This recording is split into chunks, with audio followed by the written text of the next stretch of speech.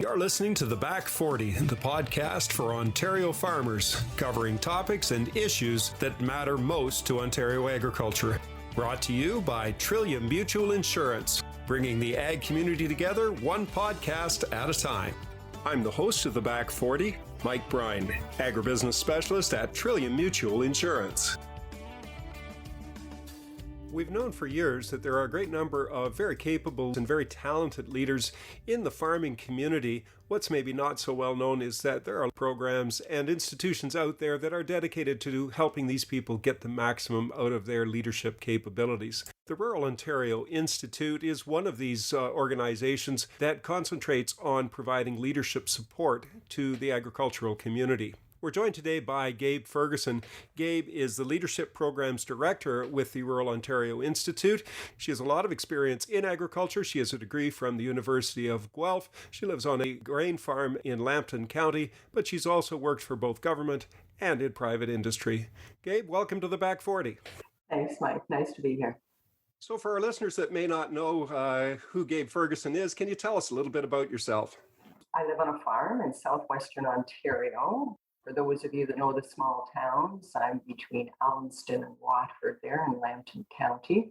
My husband and I live here. My background, I guess I've alternated between government and industry roles, so Cargill and Pioneer, and ran my own crop consulting business. I worked for the Ministry of Agriculture as a soil and crop advisor there, a program person that looked after an agro-environmental research program. And of course, now I'm at the Rural Ontario Institute. So I figured, if I had been in private industry and I'd been in government, I hadn't been in a nonprofit organization yet. So that was the next place to go. Tell us about what the Rural Ontario Institute does.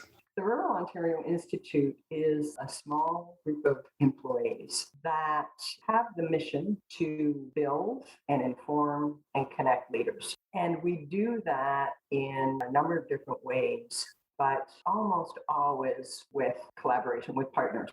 Because, of course, the way to do that in rural communities and the way rural communities works is through collaboration and partnerships. Some of the things that we do is developing leaders through our leadership programs that we have. The Young Rural Change Makers from 18 to 29-year-olds and the Advanced Agricultural Leadership Program for executive leaders in the ag sector. Through informing, we do quite a bit of data analysis. So we use StatsCan data, other local data, and use that to customize fact sheets and foresight papers for issues that are important to rural communities. It could be everything from broadband, it could be workforce, labor workforce. This year, with COVID going on, we tracked the business closures and openings in rural communities month over month during COVID and did fact sheets on those and also the employment statistics. And a lot of that background and analysis helps rural community leaders define the issues, that are important to their communities, get the information that they need, and then know how to act on those issues. So it helps them position themselves well when they're trying to figure out how to use the resources or how to tell their story.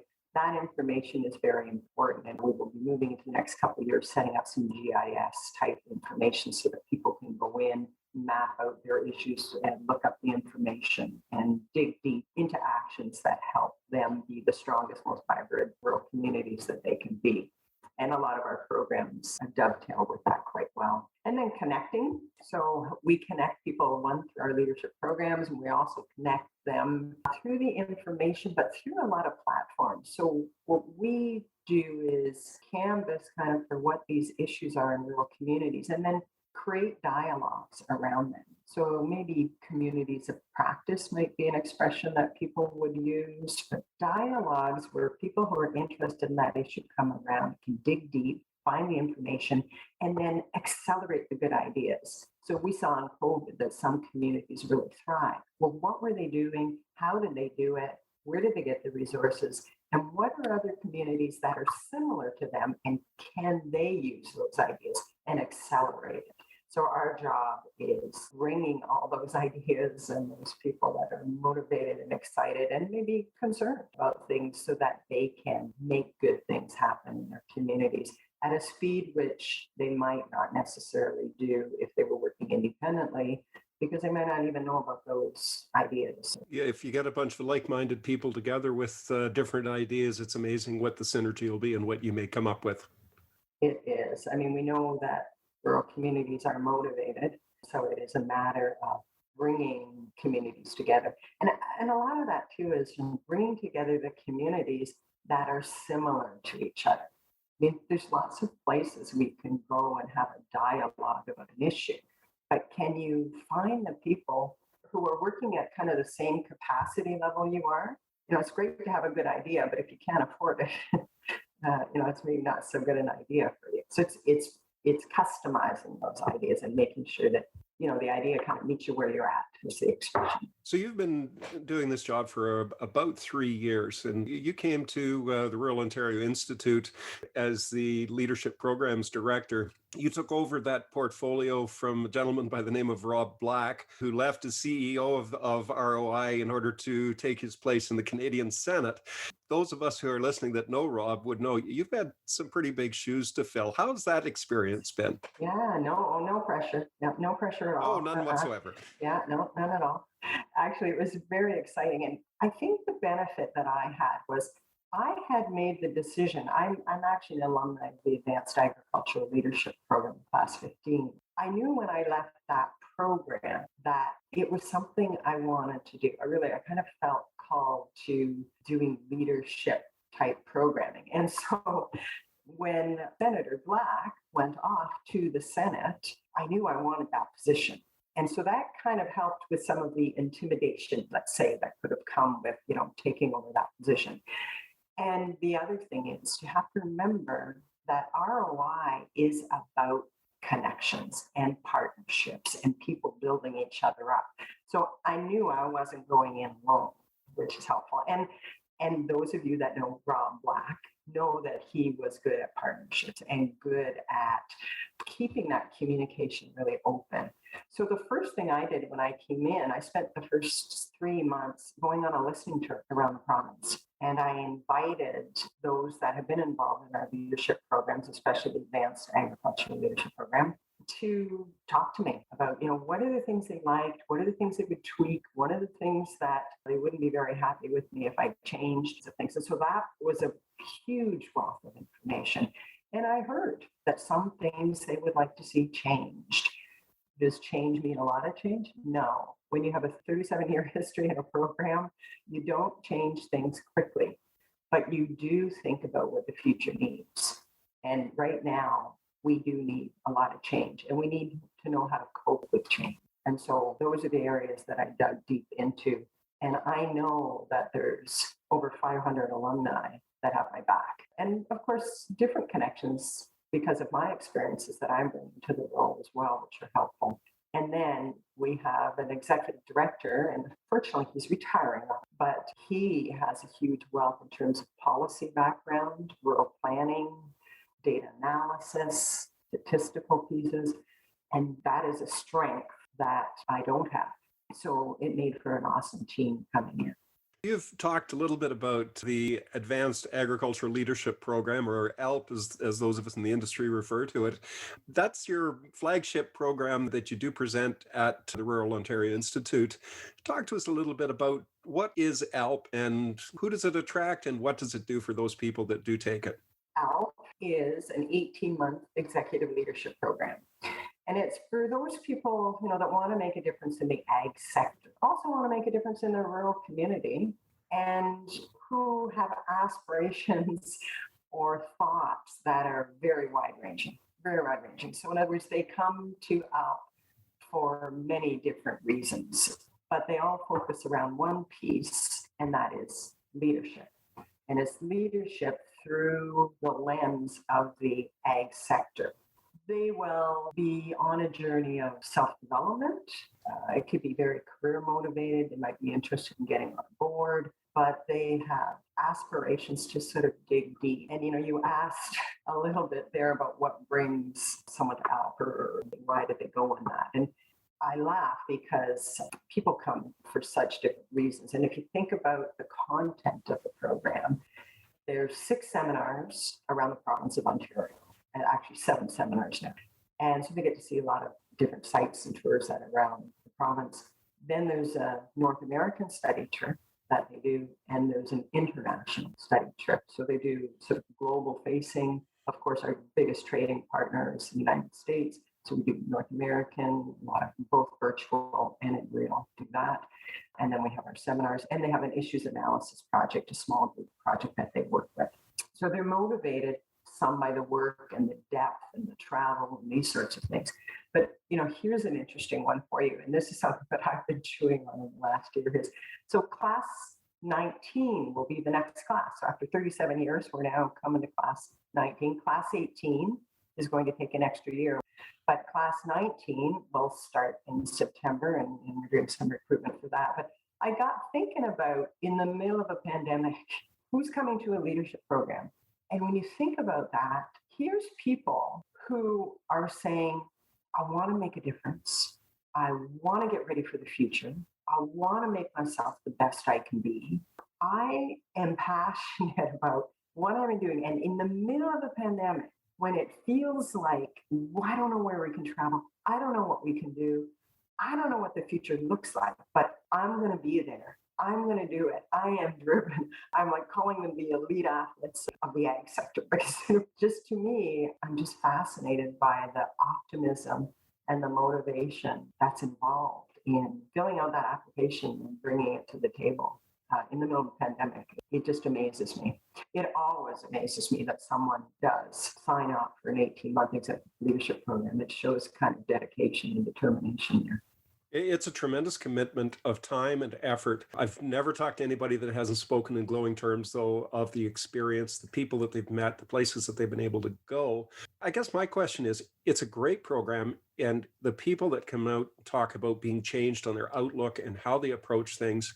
What is the main key to this, though? Is it the fact that it's a great program, or is it the fact that it attracts absolutely great people out of the industry to take that? Because there's been exceptional people that have gone through that AALP program. Yes, there has. When you look at the success of the Advanced Ag Leadership Program, the top leaders in the ag sector, if you start scanning across the organizations and see who the general managers are, see who the presidents and who the chairs are, see those in industry, that are taking on globally significant positions and issues of debate, these are very often AALP alumni that are doing that. And I think, first of all, if you sign up for an 18-month executive leadership program, you have the fortitude, you have the mental desire to lead, but in many different ways. It doesn't necessarily mean you're at the front of the room. There are many quiet leaders, and we've seen that in all the classes, those of strong and steady people that are often in the back of the room that are leading. You know that everyone's waiting for them to have the final say. When they speak, people listen to what they have to say. Yes, when they speak, people listen. And there's always people like that. And then there's the people at the front of the room cheerleading and motivating ahead. And we need all that combination of people there. So I think the program attracts people that have a bit of fire in their belly, but just a deep desire to discover who they can be, to be all that they can be. And as I mentioned, these people in the middle of a pandemic that are desiring to be in this program tells you the kind of people that the program attracts. And it's having this luxury, I call it a luxury, to dig deep into yourself, what makes you tick, and then how do you apply that in the ag sector, in your rural community, in your farm, in your businesses? What does that look like for you? So how do you accelerate that? So if those are the kinds of people that happen, how do you accelerate that? Well, you accelerate it by the network and the time and the commitment to each other and holding each other accountable. It's that really digging deep into, I think this is what I can do, but then other people looking at you and going, well, yeah, you can do that, but did you know you could also do this and this and this? Oh, yeah, I dreamt about that, but do you think I could do this too? You're darn right you could. Let's make it happen. Let's go. Let's do it. And then that getting uncomfortable, right? Get a little uncomfortable. Hey, but your class has your back while you're doing that. And there's such power in that. There's such unbelievable strength and comfort in knowing that those people have your back and that you've challenged and that you've risen to that challenge. And of course, at the end of 18 months, then you've got lifelong friends. And as well as that, you have this network. As I said, we're coming up to, almost just over 500 alumni here. That network, you pick up the phone, whether it's Peggy Breckfeld right there, the chair of OFA, Kathy Lynn's the general manager, right? You go to just about any organization and you're going to find out grads in that moving and shaking. You go to Syngenta, you go to Bayer, and you see people working down in Washington and people around the globe that are AALP graduates. And you can pick up the phone and all you have to do is say, oh, I'm out class 9, I'm out class 2, I'm out class whatever, hey, I've got to get a moment. Sure, I've got a moment. What do you need? And I think that the power in that helps people achieve their goals. We have several people in our company that have gone through the AALP program and certainly in leadership roles there. Do you like what you're hearing from the Back 40? We'd like to hear from you. Send us an email with your comments and thoughts to theback40@trilliummutual.com or follow us on social media @Trillium Mutual.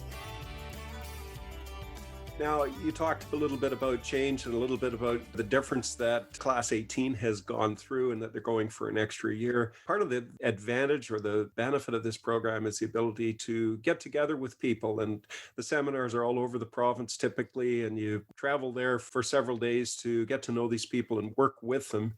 For obvious reasons, during the pandemic, that hasn't been able to happen.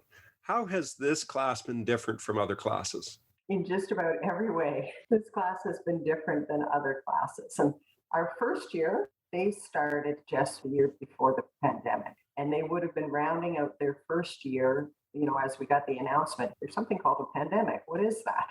That would have been in last March. It would have been just coming to third seminar or so, getting ready to travel, go on their North American study tour. And obviously we weren't able to do that. They had to come together as a class, and we spent quite a bit of time meeting every couple of weeks, and it was called Optimizing Class 18. And that group of 21 people dug very, very deep into what does it look like? Do we stop? Do we keep going? What looks different for us? And there was a huge commitment to getting together, to being together in person. Now, no one thought a year later that we still wouldn't be able to do that. So, you have this huge commitment. And after lots and lots of conversation, we said, okay, we're going to put things on hold for 6 months. They did that, came back together. And it was January, right? And we still needed to take things virtually. And they said, no, we can't do this. We got to be together. We're going to be together. This is what we want to do. And so what they decided to do, we went back at it a couple times, was to add additional activities from January to June of this year. So they're doing these additional lunch with leaders, and we did a global Zoom with Australia and Scotland and Pennsylvania and New York. That was a lot of fun. And now we're getting together. We're going to get back together in July, August, and November. And some people will go virtual and some people will be in person. So we're going to have a hybrid program. Pennsylvania has done this. It's worked quite well. So we will be doing that. But I would say one of the most interesting comments that I had from the class as we were going through this was, what are people going to think if we haven't done what other AALP class has done? Will we really be an AALP class?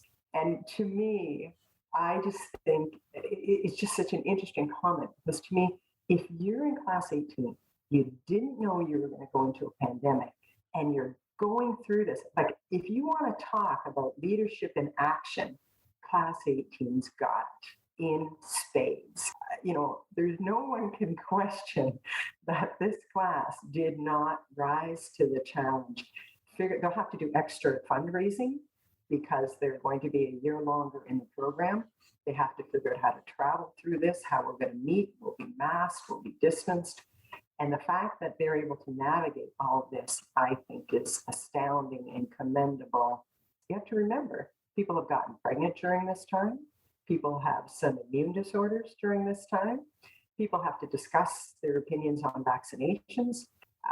phenomenal experience as a leadership class. Class 18 will definitely graduate with flying colors. So, what will you take from the experience of Class 18 and potentially add to the program going forward? Because obviously, there's been a lot of different ideas that have had to been implemented in order to make the class work. Yes, exactly. Virtual is not going away. The future, it is future. We will be adding future elements to it. We started a lunch with leaders. We're going to continue that. A phenomenal way to hear from our alumni and from leaders from around the world. We will continue that. We did a global Zoom, as I said, there, Australia, Scotland. There's other countries we want to talk to that have leadership programs. So we meet with their leadership programs, swap ideas. We're going to continue to do that again. We now know that we can do hybrid programs. We know that we can have some people in person and some people virtual. We will always have that element of in person. We will always have the practice, which involves the experience, the on the ground and the site tours and the travel. So we are going to have that. But I will be introducing elements of virtual that just bring the world to us so quickly and efficiently.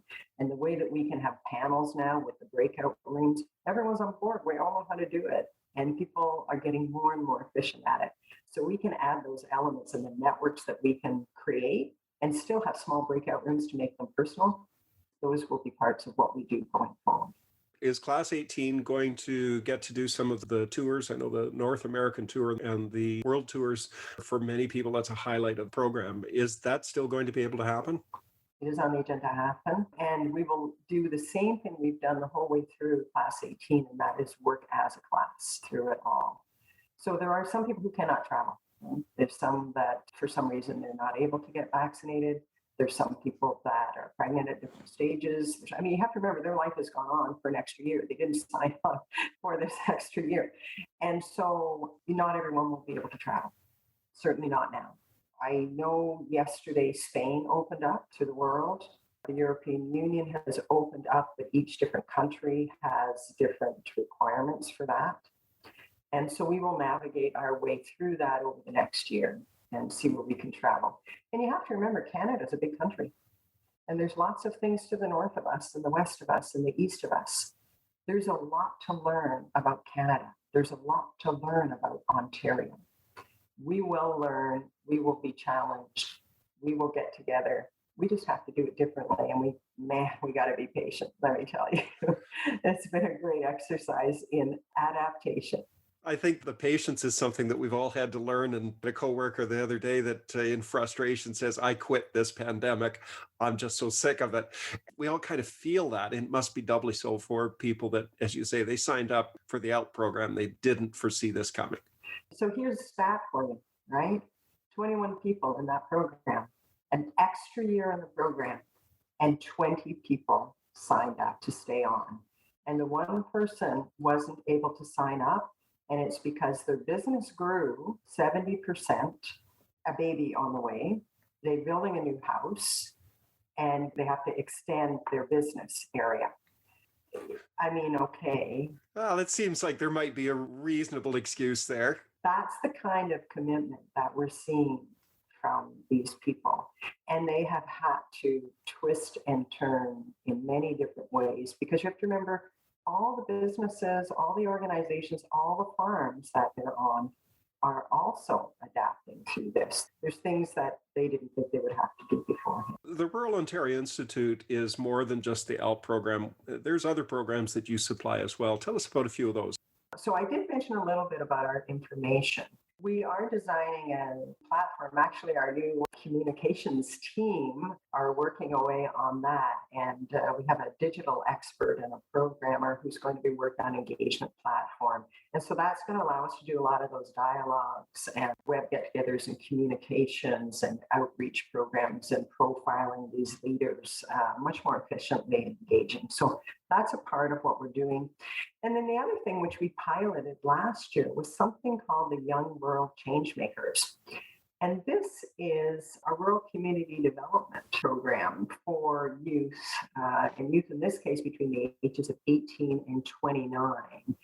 Last year, we piloted this. It was just a phenomenal success. Young people from across Ontario, all different types of communities, from the north to the east to the west and the south.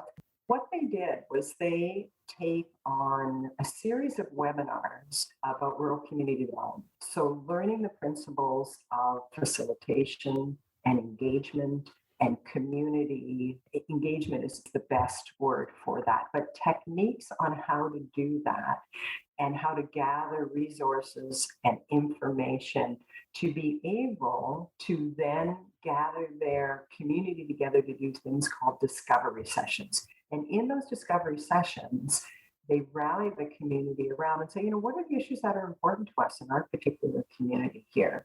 And why are they important to us? And to prioritize those.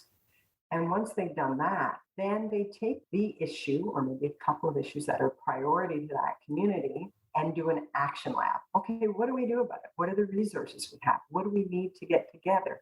What are our next steps? What's interesting about this is that it mobilizes the community to act on something, and it gets the information and the resources they need to do it. But while it's doing that, it is, of course, creating leaders from young people in those communities with unbelievable talent. And just like Al, these people that are signing up for that program are coming to us with lots of talent and skills and desire. Some in very, very quiet ways, shy ways, and some in very, exuberant ways, depending on their personality types and their style and their experience and their age, because 18 to 29 is quite a spread. They come together as a group. We were able last September to get the group together in person, which was phenomenal. We did this up in Brilliant, and we did a lot of outdoor stuff. And they designed the program of engagement. So we did world cafes and we did force field analysis, and we did a lot of these different exercises. They went back to their communities, put those things in place. We had communities take on homelessness, food security. We had youth engagement. We had some policy pieces for the ag sector. We had communities dealing with a lot of influx of new populations. So it was very fascinating to watch them navigate these different issues and the kinds of things that came out of that. And the other thing that was very interesting to us, we had a third-party evaluator. When the youth started, 45% said that they felt that they would be staying in their rural community and that they would be able to find a job and make a difference there. The program was about 12 months or so. At the end of that program, 73% of them felt that they were engaged in their community, that they would be staying there, and that there would be something for them, that they were making a difference there. 96% of them felt that they could make a difference in their community. 97% of them felt that they were making an impact in their community. These are huge, huge numbers for young people who felt they had to leave their communities to get jobs and make a difference. I think it's phenomenal. We're definitely moving ahead with the program. We will be running it again in this coming year. It's amazing what happens when you get a group of talented individuals together who are motivated and let them bounce ideas off each other and give them a bit of support and a bit of direction. Absolutely. It really is amazing what can happen. It is. And in such different communities, right? You have Kirkland Lake, and then you go down into Brant County, and then you're over in Huron and Exeter and Middlesex, and you go around the different counties. They're all very different and yet hugely motivating. That took place during the pandemic. Do you foresee changes in that program from the way it was delivered this time to the next time you offer it? One of the things we did is we did all the welcome and introduction virtually. And they actually didn't meet each other until after all the webinars and everything were done. We didn't meet in person. It went extremely well. But I mean, if we could get them together at the beginning, that's definitely what we would do. We would add in at least one more in-person element to the program. But again, remember, they're coming from all over the place, a lot of them with not a lot of financial resources, and being able to do those webinars virtually, it worked well. And again, that age group, you know what, they get the online, they're happy with it. They don't understand what the big deal is, right? Part of getting them together in person is showing the flip side of the coin. The advantages to meeting in person, they get the virtual part. Yes, exactly. It's amazing what we've been forced into and how that's going to benefit so much of what we do. There's no way that we would have ever been to this point in virtual meetings and virtual get-togethers if it hadn't been for the pandemic. If you ever wanted to close generation gaps, this was awesome for that. Absolutely. I'm of an age here where this sort of thing would add really very little interest to me. I like meeting people in person, but boy, I can certainly see the advantages to the getting together from a virtual standpoint, the distance apart, the people that you can talk to from such far places away that we would never have the opportunity to meet with if it wasn't for this. Absolutely. I'm not going to get rid of being able to hug people and have coffees and teas and a beer and stuff together. No way, not getting rid of that. But yeah, efficiency and just reaching around the world in a second, phenomenal. So you're currently recruiting for class 19. You said that was to start in September there. How's that going? Well, we're right in the middle of it. We are recruiting right now. So if there's someone listening to this and someone who has a desire to make a difference, not sure what it looks like, don't know where I'm going to go, but you know what I do. I want to take some time. I want to do some self-development. I want to meet some really interesting people. That intrigues me. Well, applications are online. Go to the Rural Ontario Institute, fill out an application. Need to do it fairly quickly. We're probably got another week or two here. We're going to be starting interviews in June. So yes, so move quickly or give me a call. You want to know, is it for me or not? Yeah, I can walk you through it pretty quickly and help you with that decision. So recruitment is right on. We're scheduled to start September the 12th. The program does look similar to our other AALP programs. That's the way we designed it. And this class also will be working through any adjustments that we have to make. It has been fantastic to get a chance to talk to you. And I know the AALP program has been hugely successful over its 37 years, and we certainly look forward to its continued success in the future. Thank you. So if people want to find out more about the Rural Ontario Institute and AALP, where do they get that information to get in contact with you? Well, we have our website.